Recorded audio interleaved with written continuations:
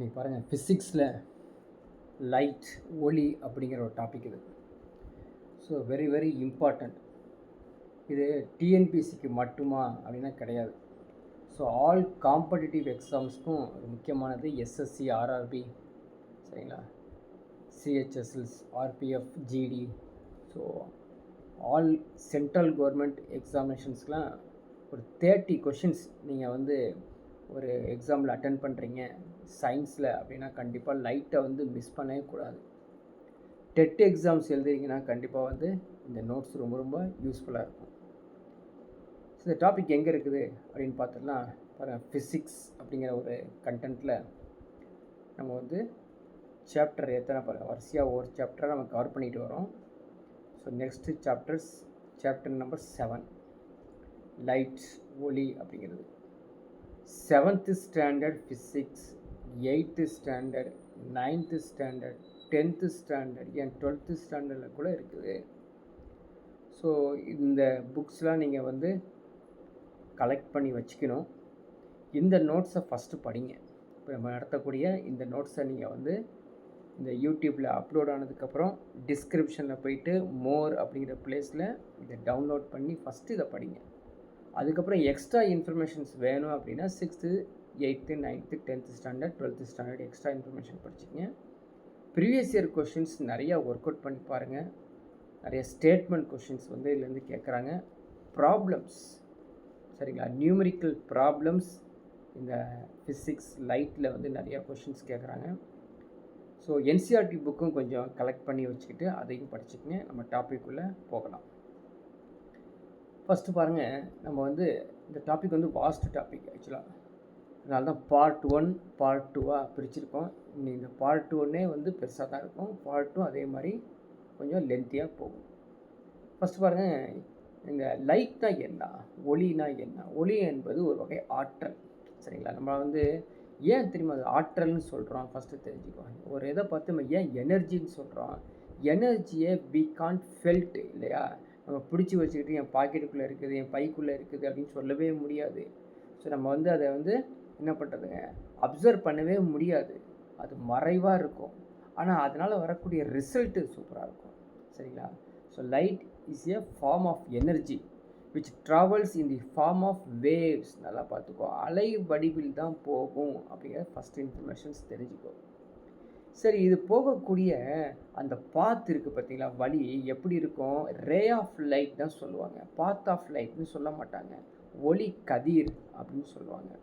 அந்த ஒளி கதிர் எப்படி இருக்கும் அப்படின்னா குரூப்பாக இருக்கும். அதுக்கு பேர் தான் பீம் ஆஃப் லைட். அப்போ நம்ம 2 முக்கியமான கீவேர்ட்ஸ், கீ சென்டென்ஸ் கூட சொல்லலாம். Ray of light, beam of light. ஒளி கதிர், ஒளி கற்றை, இதுதான் வந்து லைட்டு, சரிங்களா. ஸோ லைட்டு பாஸ் ஆகிட்டுருக்குன்னு வச்சுக்கோங்க. ஒரு இடத்துலேருந்து இன்னொரு இடத்துல பாஸ் ஆகிட்டுருக்குது, போயிட்டுருக்குது அப்படின்னா அந்த ஒரு இடம் சொல்கிறோம் பார்த்தீங்களா, அதுக்கு பேர் தான் ஆப்ஜெக்ட், சரிங்களா. ஒளி விடும் பொருள். அதுக்கு நம்ம இன்னொரு வேர்டு யூஸ் பண்ணுறோம், சோர்ஸ் ஆஃப் லைட், ஒளி மூலங்கள் அப்படின்னு சொல்கிறோம், சரிங்களா. சரி, இந்த ஒளி மூலங்கள் மூலமாக தான் இந்த லைட் அப்படியே போயிட்டுருக்குதுங்க, சரிங்களா. சிலது இருக்காங்க, சில பொருள்லாம் இருக்காங்க, அவங்க வந்து பார்த்திங்கன்னா ஒளி மூலங்கள்னு சொல்ல மாட்டாங்க. அவங்கள என்ன சொல்லுவாங்க தெரியுமா? லியூமினஸ் ஆப்ஜெக்ட், சரிங்களா, ஒளிரும் பொருள். இப்போ ரேடியம்லாம் இருக்குது வச்சிங்களேன், அது லைட்டை உள்வாங்கி ஒளிரும் அப்படின்னு சொல்லுவாங்க. அந்த ஒளிரும் பொருள் சிலது இருக்காங்க. இப்போது லியூமினஸ் ஆப்ஜெக்ட்டுக்கு என்ன ஒரு எக்ஸாம்பிள்னால் ஸ்டார் தான். ஸ்டார் அது விண்மீன்கள் சொல்லுவாங்க இல்லையா, அந்த விண்மீன்கள். விண்மீன்களில் ஒரு மிகப்பெரிய விண்மீன் அப்படின்னா சன்னு, சரிங்களா, சூரியன். சூரியன் ஒன் ஆஃப் தி ஸ்டார் தான். அது ஒரு லியூமினஸ் ஆப்ஜெக்ட்டுங்க, தானாகவே அது ஒளிரும். இது அருமையான ஒரு எடுத்துக்காட்டு சூரியன். ஒளிக்கு இது இல்லாட்டி நம்ம எதுவுமே செய்ய முடியாது. ஸோ இதை பேஸ் பண்ணி நம்ம என்ன பார்க்க போகிறோம் அப்படின்னு பார்த்தீங்கன்னா சந்திர கிரகணம், சூரிய கிரகணம் அப்படிங்கிறது. ஸோ இந்த படத்தின் வாயிலாக நீங்கள் பார்த்துடலாம். இதை நம்ம பெருசாக எக்ஸ்பிளைன் பண்ணுறதுக்கெலாம் ஒன்றுமே கிடையாது, சரிங்களா. யாருமே அதாவது ஒரு இடத்துலேருந்து இன்னொரு இடத்துல மூவ் பண்ணிட்டுருக்காங்க. யாருன்னு பார்த்தீங்கன்னா சூரியன் மட்டும் மூவ் ஆக மாட்டாங்க, அப்படியே நிற்பாங்க. அப்போ பூமியை சுற்றி வரக்கூடிய சேட்டலைட்ஸ், ஆக்சுவலாக சேட்டலைட் அப்படின்னால கண்ணை மூடி சொல்லக்கூடியது வந்து மூன் தான். Moon is a natural satellite of எர்த்துடைய நேச்சுரல் சேட்டலைட் அப்படின்னு எடுத்துக்கிட்டோன்னா இந்த மூன் தான். இவங்க சுத்தம் போது தான் ஒருத்தருக்கு ஒருத்தர் மறைச்சிக்கிறாங்க. அப்படி மறைச்சிக்கிட்டா அவங்கள வந்து நம்ம என்ன சொல்கிறோம், சந்திர கிரகணம், சூரிய சோலார் எக்லிப்ஸ் அப்படிங்கிறது வந்து சூரிய கிரகணம், அதே மாதிரி லூனார் எக்லிப்ஸ் அப்படிங்கிறது வந்து சந்திர கிரகணம். இவங்க எப்படி மறைகிறாங்க அப்படிங்கிற டீட்டெயில்ஸோடு நீங்கள் படத்தில் பார்த்தே தெரிஞ்சு போய்க்கலாம். சரிங்களா? சரி, இப்போது இவரை பற்றி கொஞ்சம் நம்ம தெரிஞ்சுக்கலாம். இவர் யார்? கலீலியோ. இல்லையா? கேள்விப்பட்டிருக்கோம். ஃபிசிக்ஸ்னாலே கலீலியோ. அவர் என்ன பண்ணுறாரு அப்படின்னு பார்த்தீங்கன்னா, ஒரு தொலைநோக்கியை கண்டுபிடிக்கிறாருங்க. அவர் கண்டுபிடிச்ச தொலைநோக்கி இன்னுமே இத்தாலியில் ஃப்ளோரன்ஸ் அப்படிங்கிற ஒரு நகரத்தில் வச்சு பார்த்துட்டு தான் இருக்காங்க. ஒரு முக்கியமானது அது. அதை வந்து நம்ம பெருசாக யூஸ் பண்ண முடியாது. அதுலேருந்து நிறையா சாம்பிள்ஸ் உருவாயிடுச்சு. சரி, இப்போ லைட்டை பற்றி தெரிஞ்சுக்கிட்டோம். இப்போ இதோடைய பண்புகள் தெரிஞ்சுக்கணும் இல்லையா? பண்புகளை ஈஸியாக சொல்லுங்கள். அது ஒரு ஆற்றல். லைட்டு விட்டுருங்க, மறந்துங்க. அதே மாதிரி இவங்க எப்படி போவாங்க? ஸ்ட்ரைட் லைனாக தான் போவாங்க, வளைஞ்சி இளைஞ்சி எங்கேயுமே போக மாட்டாங்க அப்படிங்கிற அடுத்த ஒரு பாயிண்ட்டு. சரி, வேறு என்ன அப்படின்னா, இவங்க போகிறதுக்கு எந்த ஒரு மீடியமும் தேவையில்லை. புரியுதுங்களா? எந்த ஒரு ஊடகம் தேவையில்லை, அப்படியே போயிடுவாங்க. இப்போ அப்படியே போயிடுவாங்கன்னு என்ன அர்த்தம்? வெற்றிடத்துலேயும் சிறப்பாக போவாங்க. So it can even travel through vacuum அப்படிங்கிறது முக்கியமானது. இதனுடைய ஸ்பீடு நம்ம ஆல்ரெடி லோயர் ஸ்டாண்ட்லேயே படிச்சிருக்கோம். ஸோ 3 × 10⁸ மீட்டர்/செகண்ட் அப்படிங்கிறது சொல்கிறோம். சரிங்களா? சரி, இந்த லைட் போயிட்டுருக்கு வச்சுங்களேன். எப்படி போகுது? It's a form of wave. அலை வடிவில் போயிட்டுருக்குது அப்படின்னா அதுக்கு வேவ் லென்த் இருக்குது, அலை நீளம் இருக்குது. சரிங்களா? ஃப்ரீக்குவன்சி இருக்குது, அதிர்வெண் இருக்குது. சரி, இதை பேஸ் பண்ணி ஸோ வெலாசிட்டி ஆஃப் லைட்டோடைய ஒரு முக்கியமான ஃபார்முலா C = V λ. லோயர் ஸ்டாண்டில் படிச்சிருப்போம். C = V λ. இப்போ சிங்கிறது லைட்டு, அந்த விங்கிறது ஃப்ரீக்குவன்சி, லேம்டாங்கிறது வேவ் லென்த் அப்படின்னு தெரிஞ்சு, அலை நீளம் அப்படின்னு தெரிஞ்சுக்கிறோம். சரி, இப்போது ஒளி போயிட்டுருக்குன்னு வச்சுங்களேன். அதுங்களுக்கு நிறங்கள் இருக்கான்னா கண்டிப்பாக நிறங்கள் இருக்குது. ஸோ வெவ்வேறு நிறங்கள் அலை நீளங்களையும் அதிர்வெண்களையும் பெற்றிருக்கும். அப்போ கலரு மாற மாற அதோடைய வேவ் லென்த்தும் ஃப்ரீக்குவன்சியும் சேஞ்ச் ஆகிட்டே இருக்குது அப்படின்னு சொல்கிறாங்க. ஸோ அப்படி பார்க்கக்கூடிய விசிபிள் லைட் அது, கண்ணால் பார்க்கக்கூடிய விசிபிள் லைட் இருக்குது. ஸோ கண்ணுறு ஒளின்னு சொல்லுவாங்க. இன்னொன்று வந்து வயலட் லைட். சரிங்களா? So has lowest wave length and red light has the highest wave length. புரியுதுங்களா? அதாவது இந்த வயலட்லாம் வந்து லோயஸ்ட் வேவ் லென்த் இருக்குது, ரெட்டுலாம் ஹையஸ்ட் வேவ் லென்த். இப்போது இந்த ரெட்டு ஹையஸ்ட் வேவ் லென்த்துக்கு அருமையான எக்ஸாம்பிள் சொல்லணும் அப்படின்னா, லைவ் எக்ஸாம்பிள், நம்ம ரோட்டில் போகும்போது green colour, yellow colour, red colour. சரிங்களா? ரெட் கலர் வந்தால் அது ஹையஸ்ட் வேவ் லென்த் இருக்கிறனால உடனே கண்ணுக்கு புலப்படும். ஸோ புலப்பட்ட உடனே நம்ம என்ன பண்ணோம்? ஸ்டாப் ஆகிடுவோம். புரியுதுங்களா? இப்போ ட்ரெயினே வந்து 150 கிலோமீட்டர் ஸ்பீடில் போயிட்டுருக்குன்னா சடனாக அங்கே வந்து ரெட்டு இண்டிகேட்டர் அங்கே பார்த்த உடனே, ரெட் லைட் அங்கே பார்த்த உடனே, ரெட்டு சிக்னல் பார்த்த உடனே சடனாக வந்து தன்னுடைய ஸ்பீடை குறைக்கக்கூடிய மைண்டு வரதுக்கு காரணமே red light has highest wave length அப்படின்னு. சரி, வேறு என்ன அப்படின்னு பார்த்தீங்கன்னா, இந்த லைட் இருக்குது பார்த்தீங்களா, இதுக்கு வந்து இன்சிடென்ட்னு ஒன்று இருக்குது. ஸோ ஸ்டார்ட் பண்ணக்கூடிய incident on the interface between 2 media, it is partly reflected partly refracted அப்படின்னு. ஸோ தமிழில் சொன்னோம்னா, இது இருவேறு ஊடகங்களுக்கு இடையே முகப்பு அடையும் போது எதிரொலிக்கும் பகுதி அளவு விலகல் அடையும் செய்யுமா. சரிங்களா? Properties of the light. அடுத்து பாருங்கள், இதுவும் ஒரு ப்ராப்பர்ட்டிஸ் தான். இதில் வந்து ஒரு ப்ரிசம் வழியாக ஒரு ஒயிட் லைட்டை பாஸ் பண்ணோன்னா இத்தனை கலர் வருதுன்னா பாருங்களேன். So red colour, orange, yellow, green, blue, violet. இப்போ ஆல்ரெடி பார்த்தோம், violet is the lowest wave length அப்படின்னு பார்த்தோம் இல்லையா? அதான் 424 to 380. சரிங்களா? 424 to 380 அப்படிங்கிற ஒரு wave length lowest wave length. அதே மாதிரி ஹையஸ்ட் வேவ் லென்த் வந்து 760 to 647. ஸோ நான் நடத்தும் போது இப்படி ஈஸியாக சொல்லிட்டு போயிட்டேன். நீங்கள் என்ன பண்ணணுங்க, மனப்பாடம் பண்ணணும். பொறுத்துகளை கேட்பாங்க, அல்லது க்ரானிக்கல் ஆர்டர் இருக்கு இல்லையா, அதாவது ஏறு வரிசை இறங்கு வரிசையில் கண்டுபிடிக்க சொல்லுவாங்க. அதனால் படித்து வச்சுக்கோங்க. ஸோ அங்கங்கே ஒரு இடத்துல நிற்கும் பொழுது அந்த இடத்துல நீங்கள் வந்து அதிகமான கவனம் செலுத்தி ஒரு மனப்பாட நிலைமைக்கு மாறி மனப்பாடம் பண்ணி வச்சுக்கணும். ஸோ சரிங்களா. ஸோ மனப்பாடம் பண்ணுறதுக்கு நிறையா வாய் வழியாக நம்ம பேசணும். சத்தம் எப்படி நான் எப்படி பேசிகிட்டு இருக்கேனோ அது மாதிரி நீங்கள் பேசணும். மௌனமாக வந்து மனப்பாடம் ஆகாது, மைண்டு டைவர்ஷன் ஆகும். சரிங்களா. ஸோ அடுத்தது லைட்டோடைய ஸ்பீடு என்ன அப்படிங்கிறத நம்ம ஆல்ரெடி பார்த்துட்டு வந்துட்டோம். 3 × 10⁸ மீட்டர் பர் செகண்ட். சரிங்களா. ஸோ வெரி ஹை வேல்யூமாக பயங்கர ஃபாஸ்ட்டாக இது வந்து சடனாக போயிடும். அதனால தான் இண்டிகேட்டர் போடும்போது சவுண்டும் கொடுக்குறாங்க, லைட்டும் கொடுக்குறாங்க. ஸோ லைட்டு உடனே கண்ணுக்கு புலப்படும், பிறகு தான் சவுண்டு வரும். நல்ல ஒரு எக்ஸாம்பிள் சொன்னோம்னா இந்த தண்டர் இருக்கு இல்லைங்களா. ஸோ அதாவது இடி இடிக்குது இல்லை, இடி இடிக்கும்போது பார்த்திங்கன்னா திடீர்னு ஒரு வெளிச்சம் வரும். நம்மளாம் அந்த அப்சர்வ் பண்ணிடுவோம். வெளிச்சம் வந்து ஒரு 2-3 செகண்டுக்கு அப்புறம் தான் ஒரு பெரிய இடி கிடைக்கிது. காரணமே வந்து so light can pass very fast compared to the sound அப்படிங்கிறது ஒரு முக்கியமான பாயிண்ட். ஸ்பீட் ஆஃப் லைட்டு நம்ம பார்த்துட்ருக்கோம். இந்த ஸ்பீட் ஆஃப் லைட்டில் அடுத்த ஒரு முக்கியமான பாயிண்ட் அப்படின்னு பார்த்திங்கன்னா, ஒளியின் வேகத்தை கண்டறிவதற்கு பல்வேறு முயற்சிகள் செஞ்சுருக்காருங்க. அவர் பேர் வந்து ஃபீஸியூ. செம ஐடியாஸ்லாம் பண்ணியிருக்காரு.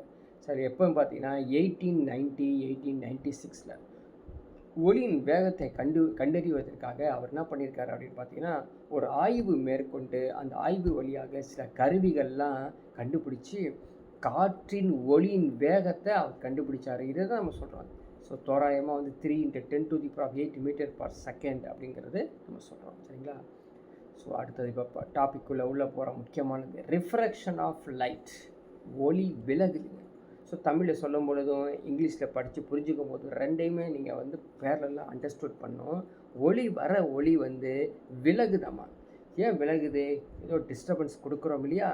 அப்போது இந்த ரே ஆஃப் லைட் இருக்குது பார்த்தீங்களா, அவங்க ட்ராவல் பண்ணும்போது one transparent medium into another. அது அருமையாக நிறுத்தி பார்த்துக்கணும். ஸோ சயின்ஸ் ஸ்டூடெண்ட்ஸ்க்கு ரொம்ப புரியும், ஆனால் நான் சயின்ஸ் ஸ்டூடெண்ட்ஸ்க்கு சுத்தமாகவே புரியாது. அவங்க கொஞ்சம் கவனம் செலுத்தினீங்க ஈஸியாக. அது ஒரு ஊடகத்திலிருந்து இன்னொரு ஊடகத்திற்கு அப்படியே போகும்போது பாருங்கள், ஒப்ளிக்லி அப்படின்னு சொல்கிறோம். The path of the light undergoes deviation. அப்போது ஒரு ஊடகத்திலிருந்து மற்றொரு ஊடகத்தைக்கு செல்லும் பொழுது ஒளி கதிரானது தன்னுடைய பாதையிலிருந்து விலக ஆரம்பிக்கிறதா இந்த ஒளி விலகல். அப்படி இந்த டீவியேஷன் ஆஃப் லைட்டை தான் நம்ம ரிஃப்ராக்ஷன் அப்படி சொல்கிறோம். சரி, இந்த ரிஃப்ராக்ஷன் நடப்பதற்கு காரணம் என்ன அப்படின்னா, அவங்க வரக்கூடிய வேகம் இருக்கு இல்லையா, வெலாசிட்டி ஆஃப் லைட்டு, அவங்க வேற ஒரு மீடியா பார்த்த உடனே, வேற ஒரு ஊடகத்தை பார்த்த உடனே விலக ஆரம்பிக்கிறாங்க. சரி, எப்படி விலகிறாங்க, இவங்களுடைய கேரக்டர் என்ன அப்படின்னு போய் பார்த்தோம்னா, இந்த velocity of light is more in rare medium. அதாவது அடர் குறைந்த ஊடகத்தில், சரிங்களா, அதிகமாக இருக்கும். அடர் குறைந்த ஊடகத்தில் velocity of light is more than less in the denser medium. சரிங்களா. ஸோ அடர்மிகு ஊடகத்தில் குறைவாகவும் அடர் குறை ஊடகத்தில் அதிகமாக இருக்கும். ஸோ எப்படி இதை ஞாபகம் வச்சுக்கிறது அப்படின்னு தெரிஞ்சு வச்சுக்கோங்க. இந்த இடத்துல ஒரு பாயிண்ட்டு பாருங்கள், ரேர் டென்சர். சரிங்களா. ஸோ ரேர்னா குறைவு, டென்சர்னா அதிகம். ஸோ அதிகமாக அப்படியே ஆப்போசிட்டு, அதிகமாக இருந்தால் குறைவாக இருக்கும், குறைவாக இருந்தால் அதிகமாக இருக்கும்னு சொல்லி இது மாதிரி குருட்டுத்தனமாக படித்து வச்சா தான் ஞாபகத்தில் நிற்கும், தவிர நேரடியாக படிச்சிங்கன்னா ஞாபகத்தில் இருக்காது. இதுக்கு ஒரு அருமையான நம்ம 7வது படிக்கும் பொழுது ஒரு எக்ஸாம்பிள் செஞ்சு காமிப்பாங்க. ஒரு டம்ளரில் தண்ணி வச்சுட்டு ஒரு பென்சிலை உள்ளே விட்டோம்னா, அதன் பென்சில் பாருங்கள், உள்ளே விட்ட பென்சில் இப்படி நேராக தானே போகலை பாருங்கள், விலகி போயிருக்குது. இதுதான் மீடியம். என்ன மீடியம்? இந்த இடத்துல ஏர் இருக்குது, இந்த இடத்துல வாட்டர் இருக்குது. So 2 mediums. இதனால் என்ன ஆகுதுங்க? ஸோ அதனுடைய ஒளி விலகல் ஏற்படுது. இந்த ஒளி விலகல் சம்பந்தமாக இப்போது அடுத்தது பார்த்திங்கன்னா லா கொடுக்க ஆரம்பிக்கிறாங்க. இந்த first law of refraction.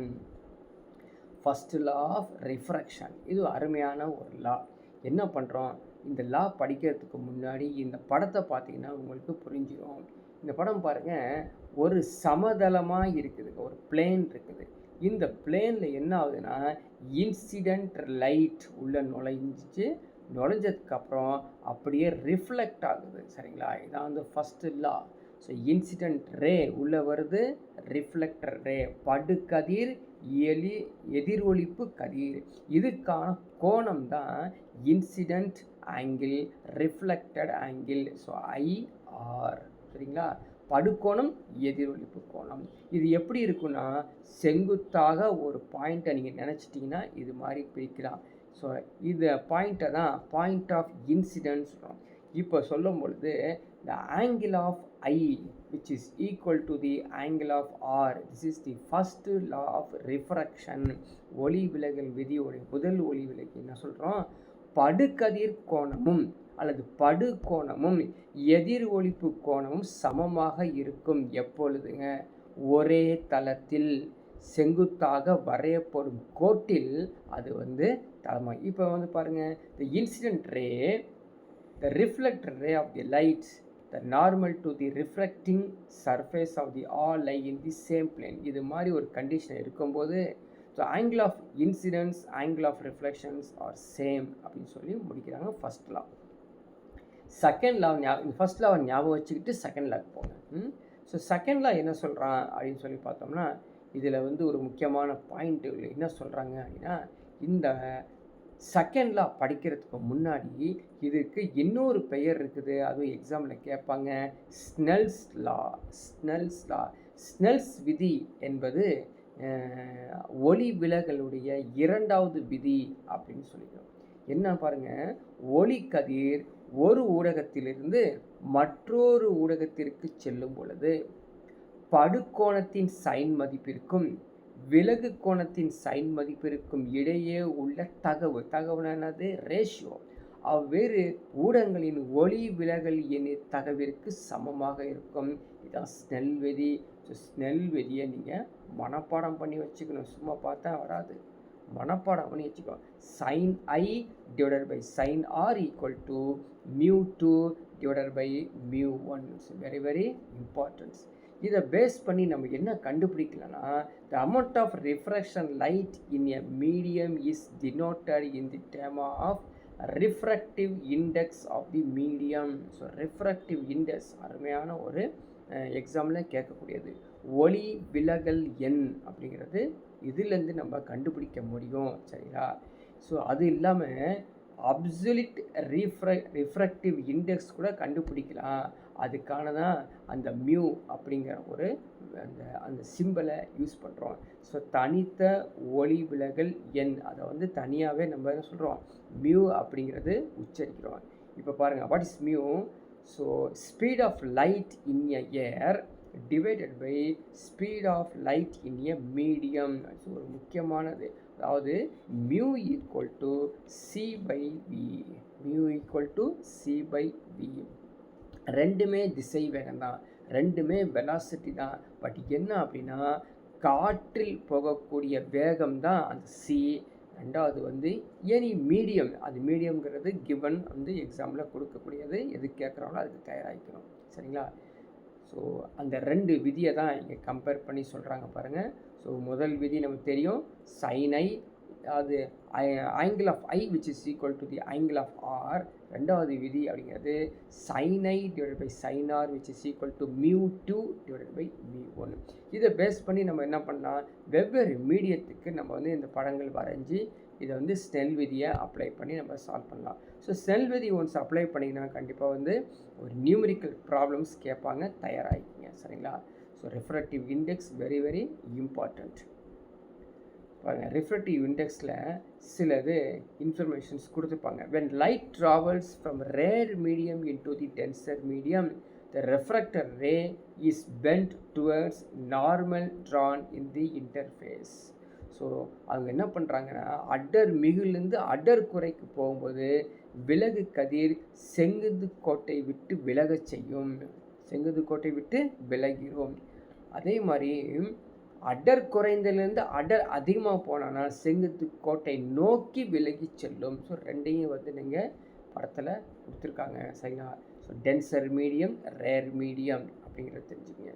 So incident அப்படிங்கிறது இதில் நுழையக்கூடிய இந்த இன்சிடெண்ட் இப்படி போகிறது என்ன பண்ணுதுங்க, இப்படி திரும்புது. அதாவது அடர் குறையிலேருந்து அடர் மிகு ஊடகத்துக்கு போகுது. இப்போ என்ன இப்படி போகும்போது ரேர் டு டென்சர் போகும்போது அந்த செங்குத்து கோட்டுக்கு நியரஸ்ட்டாக போகுது. ஆனால் டென்சர் டு ரேர் போகும்போது விலகி போகிறது தெரியுது பார்த்தீங்களா, அப்படி விலகி போயிடும். ஸோ படத்தை பார்த்து நீங்கள் ஞாபகம் வச்சுக்கணும். ஸோ அடுத்தது பாருங்கள், ரிஃப்ராக்ஷன். அங்கே வந்து இந்த ரிஃப்ராக்ஷன்லேயே வந்து காம்போசிட் லைட், அதாவது இந்த பீம் ஆஃப் லைட் இருக்கு இல்லையா அது. ஸோ இதை வந்து டிஸ்ப்ரெஷன் ஆஃப் லைட் அப்படின்னு சொல்லி, கூட்டொளியில் ஏற்படும் ஒளி விலகல். அப்போ கூட்டொளி யாருங்க அப்படின்னா அந்த சூரியனுடைய கதிர்கள் தான் கூட்டொளி. அங்கேருந்து வரக்கூடியது சூரியனுடைய கதிர்கள் சிங்கிளாலாம் வராது.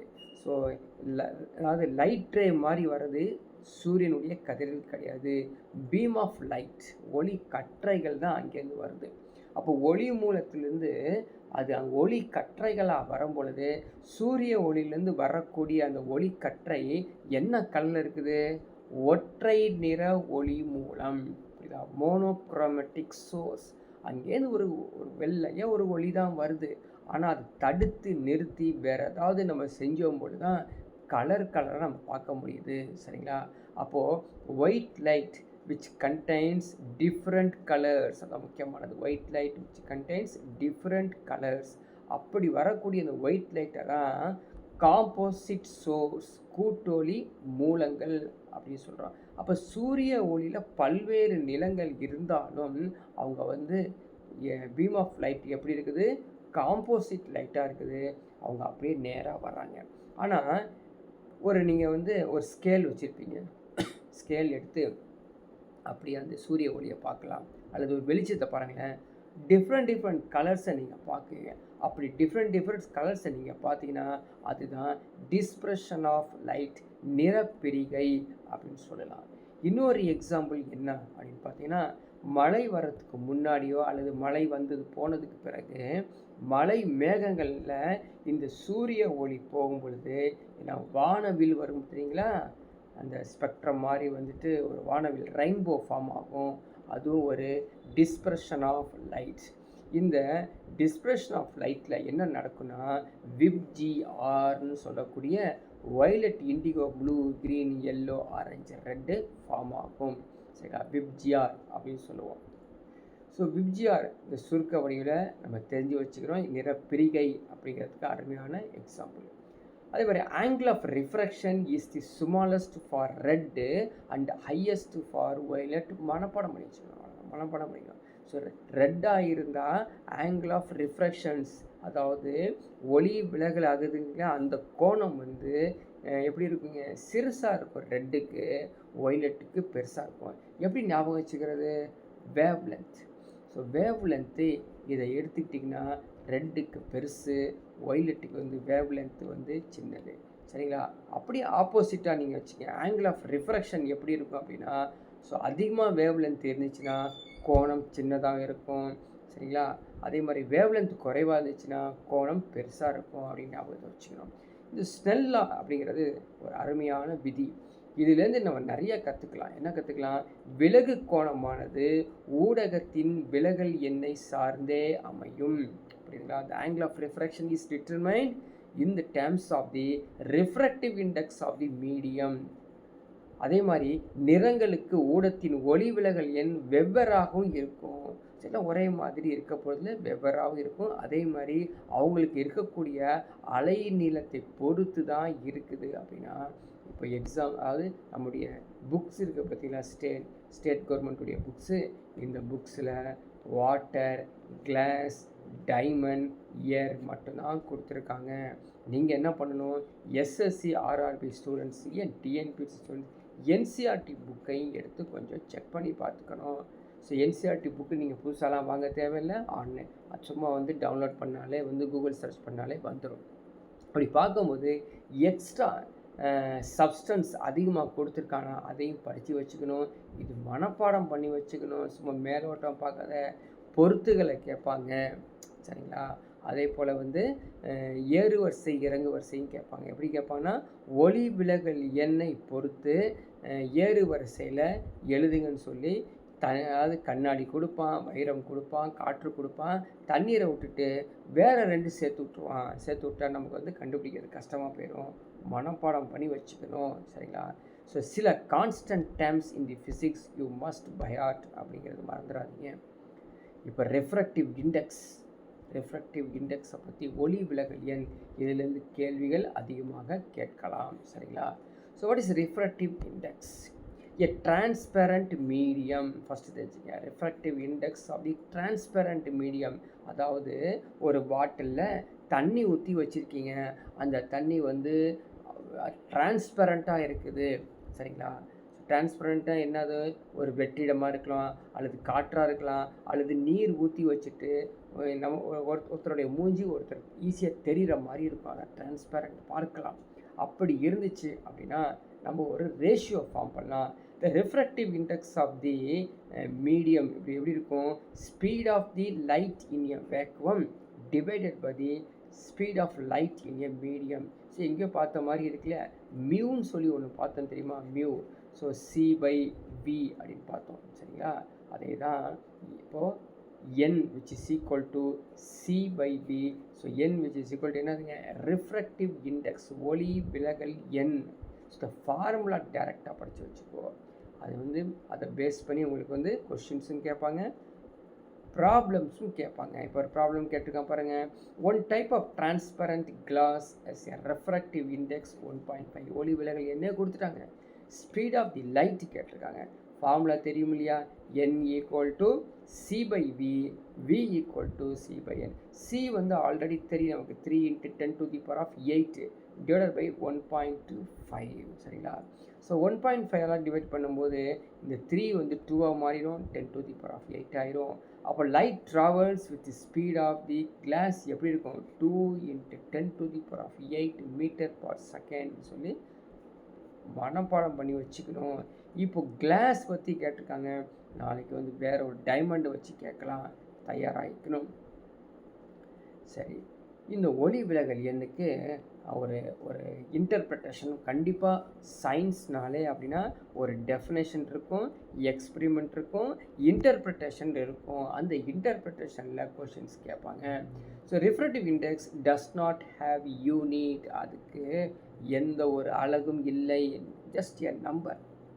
வெற்றிடம்தான் மிக குறைந்த விலகல் எண்ணை பெற்றுள்ளது, அதன் மதிப்பு 1. இதை படித்து வச்சுக்கணும். சரிங்களா? புக்கில் டைரெக்டாகவே இருக்குது. கொஷின்ஸ் வந்து புக்கிலேருந்து நேரடியாக தான் கேட்குறாங்க. சரி, அடுத்தது பாருங்கள். ஒளி விலகல் எண் 1ஐ விட அதிகமாகிடுச்சுன்னா என்ன? ஒளி விலகல் எண்ணை ஊடகத்தின் ஒளி அடர்த்தி, ஆப்டிக்கல் டென்சிட்டி அப்படின்னு சொல்கிறோம்.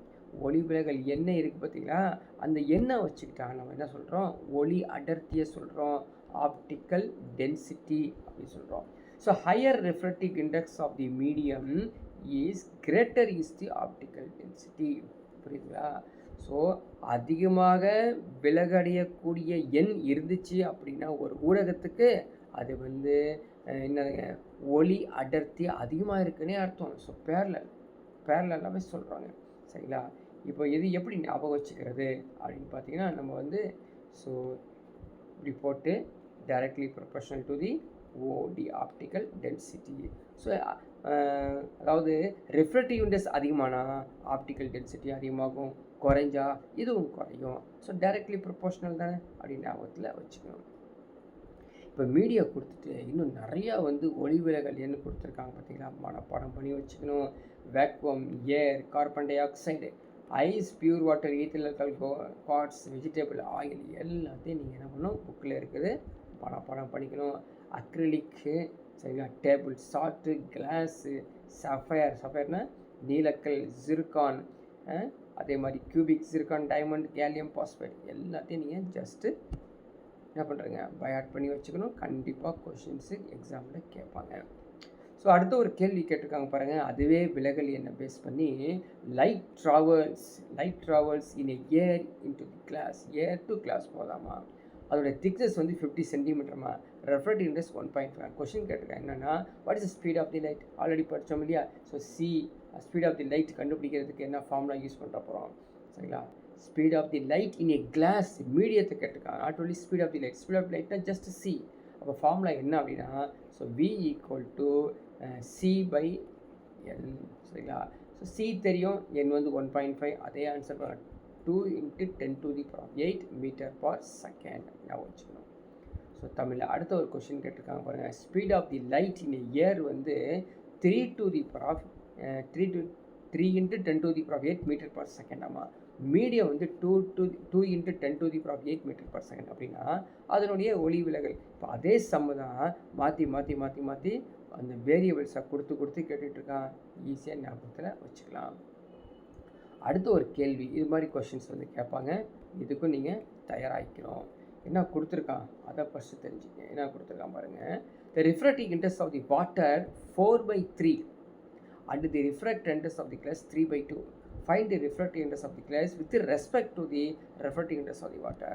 அப்போ நம்ம ஃபார்முலா யூஸ் பண்ணுறோம். என்ன யூஸ் பண்ணுறோம்? So mu water class which is equal to the refractive index of the glass divided by water. So கிளாஸை ஃபஸ்ட்டு போட்டு அதுக்கப்புறம் தான் வாட்டரை போடணும், மறந்துடாதீங்க. ஸோ கண்ணாடியின் ஒளி விலகல் எண் divided by நீரின் ஒளி விலகல் எண். அப்படியே இது வந்து 3/2 divided by 4/3 போட்டிங்கன்னா 1.125 ஈஸியாக வரும் சரிங்களா? அடுத்தது பாருங்கள், இது எல்லாமே நம்ம இது சொல்லிட்டோம். அதனால் ஜஸ்ட் ஒரு புரிதலுக்காக இந்த டயக்ராம் வந்து கொடுத்துருக்காங்க. புரியுதுங்களா?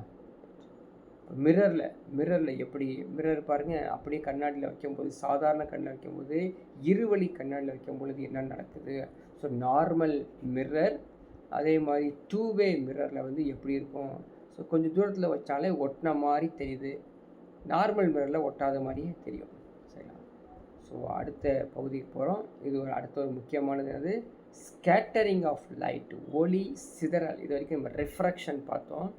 இப்போ வந்து ரிஃப்ராக்ஷன், டிஸ்பர்ஷன் பார்த்துட்டு மூணாவது ஸ்கேட்டரிங் ஆஃப் லைட் அப்படின்னு பார்க்குறோம். ஸ்கேட்டரிங் ஆஃப் லைட்னா என்ன? இதுவும் ஒரு விதமான ஒளி விலகல் தான், வேறு ஒன்றும் இல்லை. அது என்ன ஆகுது?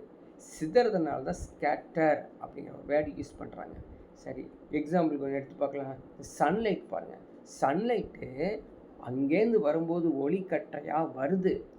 எர்த்து அட்மாஸ்பியருக்குள்ளே நுழையும் பொழுது அங்கே என்ன இருக்கும்? நிறையா வந்து அணுக்கள் இருக்கும், மூலக்கூறுகள் இருக்கும், அது இல்லாமல் நிறைய கேஸஸ்லாம் இருக்குது. அதை பட்ட உடனே பல திசைகளில் வந்து அது பரவும், அப்படி விலகும், சிதறும். இதான் ஒளி சிதறல், ஸ்கேட்டரிங் ஆஃப் லைட் அப்படின்னு ஈஸியான ஒரு ஞாபகம் வச்சுக்கலாம்.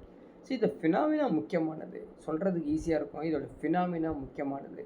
A beam of light is redirected in all directions when it interacts with particle of medium.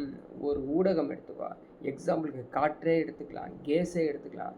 அங்கேருந்து ஒரு ஒளிக்கற்றை வரும்பொழுது அந்த காற்றில் பட்ட உடனே சிதற ஆரம்பிச்சிருங்க, கண்ணா பின்னான்னு. அதான் ஸ்கேட்டர் சரிங்களா?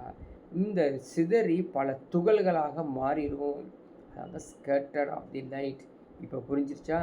அது வெள்ளை ஒளி பட்ட உடனே சிதற ஆரம்பிக்குது. அந்த சிதறத்துக்கு பேர் தான் டிஸ்பர்ஷன்.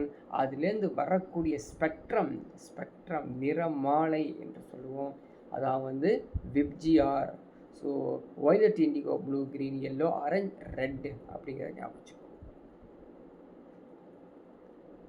ஒவ்வொரு வண்ணமும் ஒரு வரையறைக்கப்பட்ட என்ன இருக்குதுங்க, டெஃபினைட் வேவ்லென்த் இருக்குது அப்படின்னு ஆல்ரெடி நம்ம படித்து வச்சுருக்கோம். இது பெருசு ஒன்றும் கிடையாது. அதோடைய ரேஞ்சு 400 to 700 இருக்கும். 400 வந்து எப்படி இருக்கும் அப்படின்னு பார்த்தீங்கன்னா அதான் ஒய்லட் லைட்டு. 700 அப்படிங்கிறது வந்து ரெட் லைட் அப்படிங்கிறது ஞாபகத்தில் வச்சுக்கலாம் சரிங்களா? இப்போ அடுத்த ஒன்று பாருங்கள். நம்ம லைட்டு வேவ் லென்த்துன்னு சொல்லி வச்சுக்கோம் இல்லையா? அதுதான் இது எப்படி வளைஞ்சி போகுது அப்படிங்கிறதான் இந்த படத்தில் சொல்லியிருக்காங்க. இதை வந்து பார்த்திங்கன்னா நம்ம அந்த right hand rules, left hand thumb rules தான் இல்லை, அதை பேஸ் பண்ணி தான் அந்த மேக்னெட்டிக் ஃபீல்ட், டைரக்ஷன், எலக்ட்ரிக் ஃபீல்டை சொல்லியிருக்காங்க. ஸோ எனர்ஜி, ஃப்ரீக்குவன்சி, இதுவும் ஒரு முக்கியமான டேபிள். இதே நம்ம வந்து மனப்பாடம் பண்ணி வச்சுக்கணும். ஏன்னு கேட்டிங்கன்னா அந்த வேவ்ஸ் எப்படி இருக்கும் அப்படிங்கிறது சொல்லியிருக்காங்க. அதே மாதிரி இந்த விப்ஜிஆர் கொடுத்துருக்க கலரும் இங்கே கொடுத்துருக்காங்க, அதோடைய வேவ் லென்த்தும் கொடுத்துருக்காங்க. ஸோ இதையும் நீங்கள் வந்து டவுன்லோட் பண்ணி வச்சுக்கிட்டு படித்து வச்சுக்க வேண்டியதான். எக்ஸ்ப்ளனேஷன் ஒன்றும் கிடையாது. இதை பாருங்கள், இது ஒரு முக்கியமானது. இது என்ன அப்படின்னு பாருங்கள். நம்ம விசிபிள் பண்ணக்கூடிய லைட், விசிபிள் பண்ணக்கூடியது என்னென்னா அப்படிங்கிறது கொடுத்துருக்காங்க.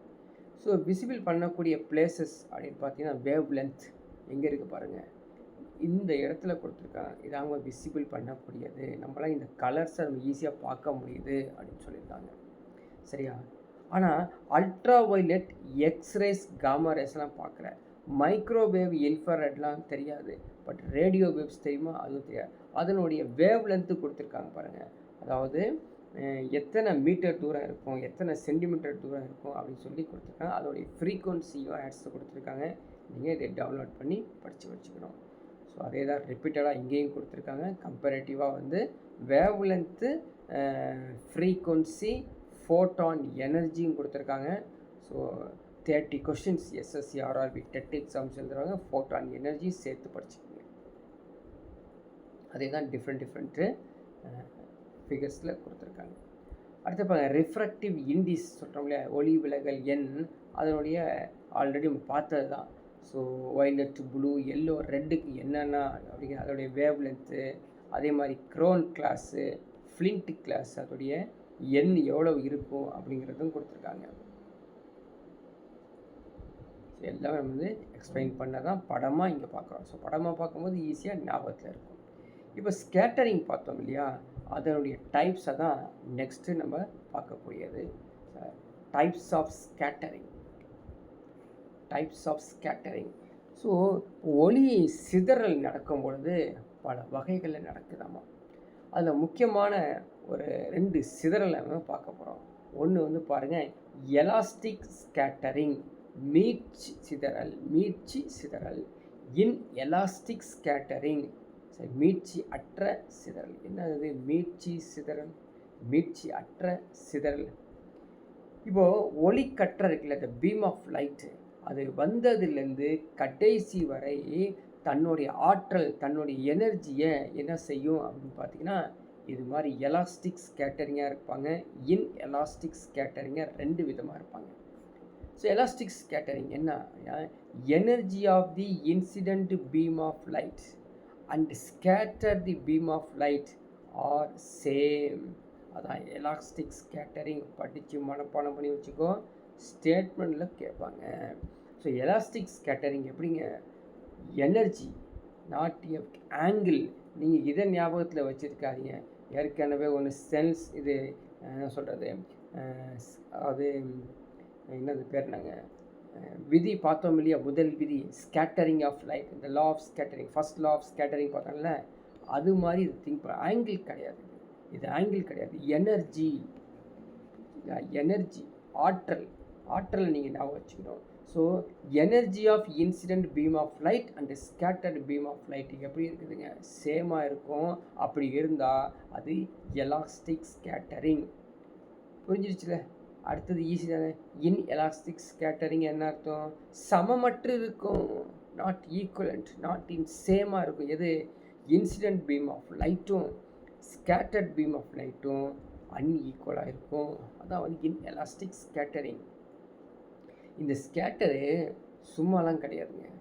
அவங்க வந்து நேச்சர், அவங்க இருக்கக்கூடிய தன்மை, சைஸு, அவங்களுடைய அளவு, அது பொறுத்து நம்ம வகைப்படுத்திகிட்டே போகலாம். அப்படி வகைப்படுத்தக்கூடிய ஸ்கேட்டர் பாருங்கள், 4 விதமான ஸ்கேட்டரிங் இருக்குது. மனப்பாடம் பண்ணி ஃபஸ்ட்டு நேமிங்ஸை வச்சுக்கோ. ரேலே ஸ்கேட்டரிங், மெய் scattering, Tyndall scattering, Raman scattering.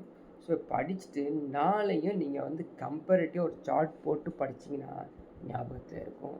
So ராலே ஒளி சிதறல் எதை பற்றி சொல்கிறாங்க? அதான் முக்கியமானது. ரேலே என்ன சொல்கிறாரு? எதை பற்றி தன்னுடைய சிதறலை சொல்கிறாரு அப்படின்னு பார்த்தோம். ஸோ ரேலே ஸ்கேட்டரிங் அப்படிங்கிறது என்ன சொல்கிறாரு தெரியுமா? சன்லைட் இருக்கு இல்லையா, இந்த பீம் ஆஃப் லைட்டு வருது இல்லை, அவங்க வந்து நேராக அட்மாஸ்பியருக்குள்ளே நுழைஞ்சாங்கன்னா அவங்களுக்கு பேர் ரேலே ஸ்கேட்டரிங். ஏன்னா அந்த வளிமண்டலத்தில் கேஸ் இருக்குது, ஆட்டம்ஸ் இருக்குது, மாலிகூல்ஸ் இருக்கிறனால அவங்க சிதறாங்க. இது சாதாரண ஒரு ஸ்கேட்டரிங்.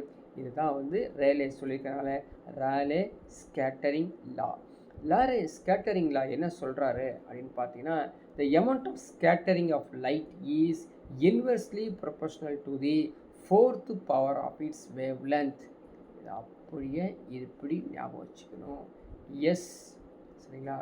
ஸோ இதை வந்து வேறு கலர்லையும் பார்க்கலாம், அப்போ புரியும். So yes which is directly inversely proportional to lambda to the power of 4. மனப்பாடம் வச்சுக்கோ, கண்டிப்பாக கேட்பாங்க. புரியுதா? ஸோ இந்த லா பொறுத்த வரைக்கும் இந்த லாவை பேஸ் பண்ணி ஒரு இன்டர்பிரிட்டேஷன் கொடுக்கலாம். என்ன அப்படின்னு பார்த்தீங்கன்னா, according to this law the shorter wavelength colour scattered much more. குறைந்த அலைநீளம் கொண்டது அதிகமாக சிதறடையும். வைசி வர்சா, சரிங்களா? லாங்கர் வேவ்லென்த் வந்து நடக்கும். when sunlight passes through atmosphere, the blue color shorter wavelength is scattered to the greater extent than red color wavelength. இப்போ புரிஞ்சிருச்சா? எதுக்கு scatter ஆகாதுங்க, எது ரெட் கலர் எல்லாம் குமிஞ்சு கிடக்குமா, அதனால் ஸோ சிவப்பு நிறத்தை விட ப்ளூ தான் ஸ்கேட்டர்ட் ஆகும். அதனால் பார்த்தீங்கன்னா இந்த சிவப்பு நிறத்தை ஏன் பயன்படுத்துகிறாங்கிறதுக்கு அடுத்த ஒரு எக்ஸாம்பிள், இவங்க வந்து ஸ்கேட்டர்ட் அதிகமாக ஆக மாட்டாங்க, அதனால் கண்ணுக்கு ஈஸியாக நம்ம அப்சர்வ் பண்ண முடியும் அப்படிங்கிறது.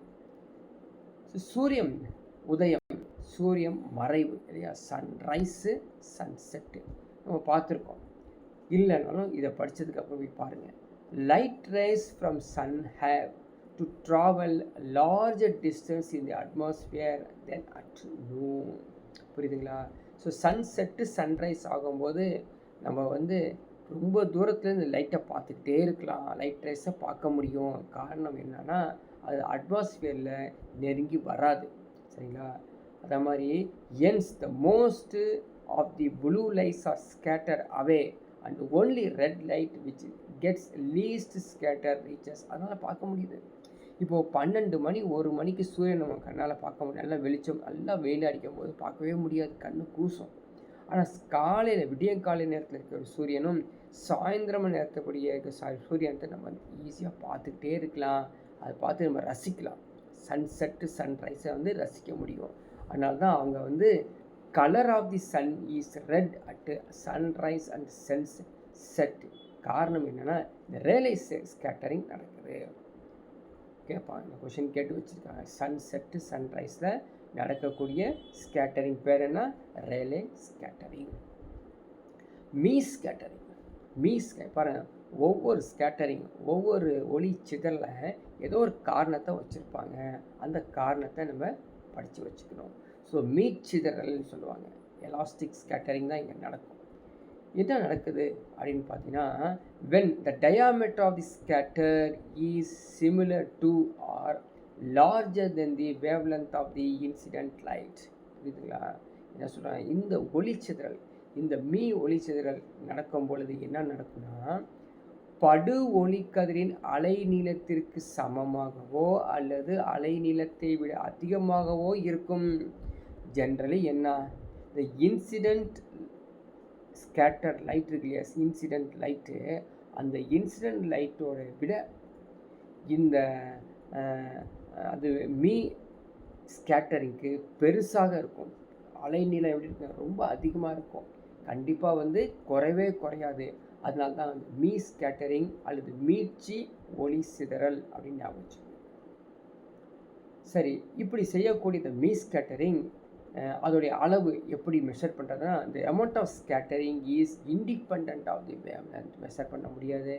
வேவ்லென்த் மாற மாற அதுவும் மாறிக்கிட்டே இருக்கும், சரிங்களா? அப்படி மாறும்போது என்ன அப்படின்னு பார்த்தீங்கன்னா, அங்கே இருக்கக்கூடிய போலன், தூசு, டஸ்ட்டு, ஸ்மோக்கு, வாட்டர் ட்ராப்லெட்ஸு, இதை பொறுத்து அது மாறிக்கிட்டே இருக்கும் ஸ்கேட்டரிங்.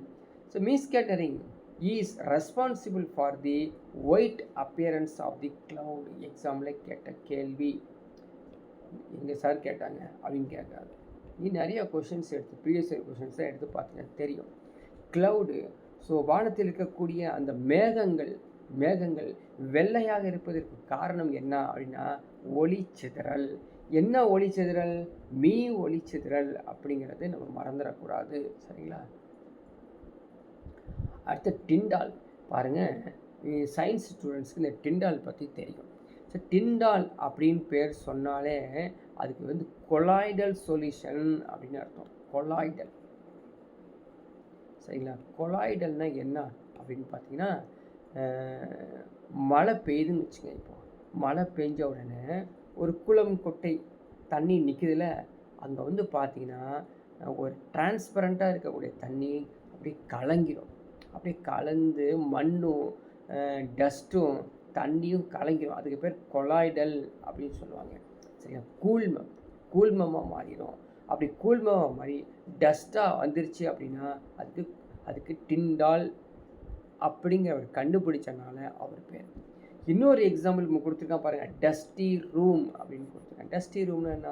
ஒரு சாயந்தர நேரமோ அல்லது விடியற் காலை ஒரு 7 மணி 5:30 மணி சொல்ல நல்லா சூரியன் வந்து நல்லா வெளிச்சம் வந்தது 7 மணின்னு வச்சுக்கோங்க. ஈவினிங் ஒரு 4:30 5 மணிக்கு பார்த்தீங்கன்னா ஜன்னலில் ஒரு சாய்வான லைட்டு வரும். அந்த லைட்டில் நீங்கள் டஸ்ட்டை பார்ப்பீங்க. டஸ்ட்டே தெரியாது, ஆனால் அங்கே மட்டும் டஸ்ட்டாக தெரியும். அப்படி டஸ்ட்டு தெரிஞ்சிச்சுன்னா டிண்டால் ஞாபகம் வச்சுக்கணும். டிண்டால் தான் அதை கண்டுபிடிச்சாரு. சரிங்களா? அப்படி ஒரு நடந்துச்சு, அப்படி ஒரு குப்பையாட்டம் போகுது அப்படின்னா இந்த ஸ்கேட்டரிங் பேர் தான் டிண்டால் ஸ்கேட்டரிங். ஸோ டிண்டால் ஒளிச்சிதறலுக்கு எக்ஸாம்பிள்ஸ் நிறையா இருக்குது. சரிங்களா?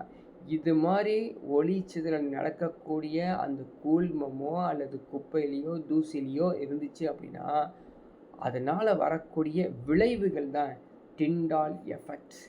சரிங்களா? டிண்டால் எஃபெக்ட், டிண்டால் விளைவு. எங்கே டிண்டால் விளைவு எதில் நடக்கும்? கொலாய்டல் பார்ட்டிகல்ஸ் இந்த கொலாய்டல் சொல்யூஷனில் நடந்துச்சு அப்படின்னா இதுதான் டிண்டால் எஃபெக்ட். ஈஸியாக நீங்கள் ஞாபகம் வச்சுக்கலாம். ராமன் ஸ்கேட்டரிங் எதை பற்றி சொல்கிறார் அப்படின்னா, ஒரு லைட்டு வருதாமா. அந்த லைட் எப்படி இருக்குது? சிங்கிள் கலராக லைட் இருக்குது, மோனோக்ரோமேட்டிக் லைட்டாக இருக்குது.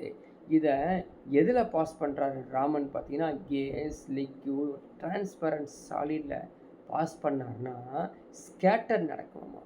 எதில்? கேஸில், லிக்யூடில், டிரான்ஸ்பரண்ட் சாலிடில். அப்படி நடக்கும்போது என்னன்னா, scatter light contains some additional frequencies, அதிர்வெண் கிடைக்குது. எப்படி? அதை வந்து அதிர்வெண்ணை வேவ்லென்ஸாகவும் பார்க்குறோம். இந்த additional frequency other than the incident frequency. So அந்த படுகின்ற கதிர்களுடைய அதிர்வெண்ணை தவிர வேறு ஒரு அதிர்வெண் வரும். அப்படி வந்துச்சு அப்படின்னா அதான் வந்து ராமன் ஸ்கேட்டரிங். அதனால் வரக்கூடிய விளைவு ராமன் விளைவு. சரிங்களா? இப்போ ராமன் ஸ்கேட்டரிங்கை வந்து டிஃபைன் பண்ணுறாங்க. The interaction of the light ray with the particles of pure liquids or transparent solid which leads to change in wavelength and frequency. இப்போ உங்களுக்கு ஞாபகம் வரும் பாருங்களேன், ராமன் ஸ்கேட்டரிங்கும் டிண்டல் ஸ்கேட்டரிங்கில் என்ன வித்தியாசம் அப்படின்னா, ராமன் ஸ்கேட்டரிங் டிரான்ஸ்பேரண்ட் லிக்யூட்லன்னு சொல்கிறாரு. ஆனால் டிண்டால் ஸ்கேட்டரிங் வந்து கொலாய்டல் சொல்யூஷன், அது டிரான்ஸ்பரண்ட்டாக இருக்காது, அப்படியே மங்கலாக இருக்கும், தூசாக இருக்கும், தூயமாக இருக்காது, அது பியூராக இருக்காது. ஸோ பியூராக இருக்கக்கூடிய சொல்கிறது ராமன் ஸ்கேட்டரிங், அது ஃபேமஸ் ஆனது. ஸோ ராமன் ஸ்கேட்டரிங் பேஸ் பண்ணி சில பாயிண்ட்டும் கொடுத்துருப்பாங்க, ரேலே ஸ்கேட்டரிங் பேஸ் பண்ணி சில பாயிண்ட்டும் கொடுத்துருக்காங்க பாருங்கள். Spectral lines have frequency equal to the incident ray frequency. ஞாபகம் வச்சுக்கோ, ஸ்பெக்ட்ரல் லைன்ஸ் படுகதிர் அதிர்வெண்ணுக்கும் அதே மாதிரி நிறமாலை அதிர்வெண்ணுக்கும் சமமாக இருக்கும் அப்படின்னா அதுதான் ரேலே லைன். அதே மாதிரி spectral lines which are having frequency other than the incident ஃப்ரீக்வன்சினா அது ராமன் லைன்ஸ். ஈஸியாக நான் வச்சுக்கலாம். சமமாக இருந்தால் ரேலே லைன், அதிகமாகவோ குறைவோ வித்தியாசமாக இருந்துச்சு அப்படின்னா அது ராமன் லைன், ராமன் கோடுகள், ராமன் வரிகள் அப்படின்னு அர்த்தம். இந்த லைன் பார்க்குறோம் இல்லையா, அந்த lines have frequencies lower than the incident frequency is called Stokes line. Stoke வரிகள். அதே மாதிரி lines having frequency higher than the incident frequency are anti Stokes lines. என்னது மனப்பாடம் பண்ணிக்கணும், வேறு வழியே இல்லை. ஸோ 2-3 முறை மனப்பாடம் பண்ணிங்கன்னா ஆட்டோமேட்டிக்காக ஞாபகத்தில் வந்துடும். ஸோ அடுத்த பகுதி வந்திருக்கோம், ஒரு முக்கியமான பகுதி மிரர், ஆடி. சரிங்களா, ஆடி. ஸோ மிரரு நம்ம வந்து வாங்கணும். எப்படிங்க நல்ல மிரராக எப்படி வாங்கிறது அப்படின்னா அதோடய குவாலிட்டியை பார்க்குறோம். ஆனால் இன்னொன்று எந்த ஹைட்டில் வாங்குறது. So height of the mirror which is equal to the your height divided by 2 போதும். நம்ம ஹைட்டை பார்த்துக்கிறது எத்தனை அடி இருப்போம், நம்ம ஒரு 5 அடி இருக்கோம்னு வச்சுங்க. ஒரு 2.5 அடி உயரத்துக்கு நீங்கள் வந்து ஒரு கண்ணாடி வாங்கினாலே போதும், முழு உருவத்தை பார்த்துடலாம். அதே மாதிரி கண்ணாடிக்கு, இந்த மிரருக்கு, ஆடிக்கு என்ன இருக்குது, லேட்டரல் இன்வெர்ஷன், இடபல மாற்றமே இருக்குது. அது எல்லோரும் நம்ம பார்த்துருக்கோம் இல்லையா. ஸோ லெஃப்ட் கை ரைட்டாக தெரியும், ரைட்டு கை லெஃப்டாக தெரியும். ஸோ லேட்டரல் இன்வெர்ஷன் மீன்ஸ் அப்படிங்கிறது ஒரு எக்ஸ்ப்ளனேஷன் 6th 7th ஸ்டாண்டர்டில் கொடுத்துருக்கான். ஜஸ்ட் நீங்கள் கோ த்ரூ பண்ணிக்கோ. அடுத்தது பாருங்கள், இந்த மிரர்ஸ் வந்து சில மிரர்ஸ் வந்து கான்கேவ் மிரர்ஸ், கான்வெக்ஸ் மிரர்லாம் இருக்குது. ஸோ கான்கேவ் மிரர்ஸ் எங்கெங்கே யூஸ் பண்ணுறோம், கான்வெக்ஸ் மிரர் வந்து எங்கெங்கே யூஸ் பண்ணுறோம். ஃபஸ்ட்டு கொடுத்துருக்கிறது கான்கேவ் மிரர்ஸ். கான்கேவ் மிரர்ஸ் அதாவது கான்கேவ் மிரர்ஸ் அப்படிங்கிறது ஒரு குழி ஆடி. சரிங்களா, கான்கேவ். கான்வெக்ஸ் அப்படிங்கிறது குவி ஆடி. பாருங்களேன், படத்தில் நீங்கள் பார்க்கலாம் குழி. ஸோ குழி ஆடியில் என்ன ஆகும் அப்படின்னு பார்த்தீங்கன்னா விலகல் அடையும்.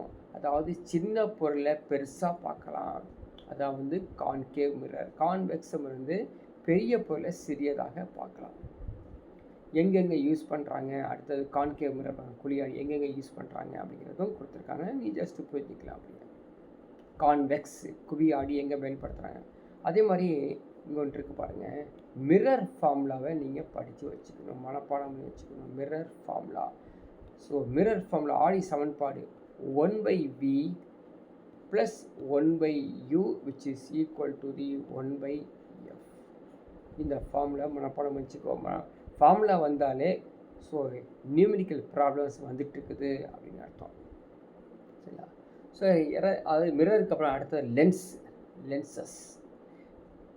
ஸோ அங்கே எப்படி மிரரை பார்த்தோமா அதே மாதிரி தான் லென்சஸும். எ lens is an optically transparent medium bound by 2 spherical reflecting surface or one plane or one spherical surface. அவ்வளோதான். ஸோ இரு பரப்புகள் இருக்கும். இரு பரப்புகள் இருந்துச்சு அப்படின்னா அது வந்து என்னதுங்க, லென்ஸுகள் அப்படின்னு சொல்லுவாங்க. இந்த லென்ஸுகள் 2 வகைப்படும். அதை பார்த்தோம், கான்வெக்ஸ் லென்ஸு, கான்கேவ் லென்ஸ். குவி லென்ஸு, குழி லென்ஸ். ஸோ அது convex lens or bi convex lens, இருபுற குவி லென்ஸ்.